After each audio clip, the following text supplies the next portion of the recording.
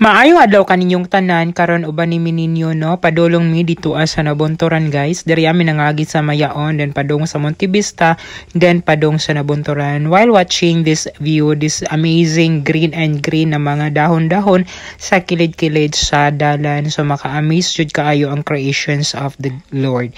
No diri apo di ang dapita guys, since nga sige jud straight ang ulan, tan-awon ninyo nga landslide na ang kilid no, may gani kay wala na nga tampokan ang mga balay. Then mauni ni ang Mayaon nasakop sa Davao de Oro. So sige pa tadyag biyahe guys, layo-layo pa jud ang ato ang mabiyahian guys. Makaagi pa ta og pipila ka mga barangays before ta mo adto dito sa Nabunturan sa venue ng among pag-adtuan.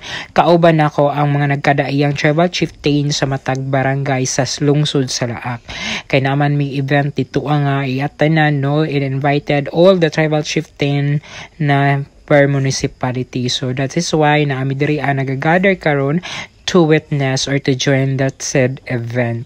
So mao na siya guys. So tan-awan ninyo no, grabe jud kaay kalapok ang dalan kay wala pa jud hunong-hunong ang ulan, then makita man po ninyo sa kalangitan guys, and grabe kaay kadag-om, then murag muulan na pud siya. So I'm sure unya taud-taud guys maulan na pud siya, and tan-awan ninyo ang mga kayutaan na landslide jud in town ang matag kilid. So amping ta kanunay labi na jud sa katong naa sa mga bukid-bukid na muyo no, kanang prone sa landslide, palayo na in town mo, paglikas ni in town mo no, kay dili lalim no nga matapukan in town mo og landslide. So nindot kayo ang panlibot guys, and ang mga tanom, mga sagbot, basta nag-complement sila tanan, nag-mix well, so maka-amaze jud kaayo ang nature. So mao na siya guys. Ang ako mong gisakyan is Banjari. So nagmili tira in town mi dire kay mantay sakyan na no, maning kamot pa ta aron makaparita og sakyanan. So thank you very much for watching. God is good all the time.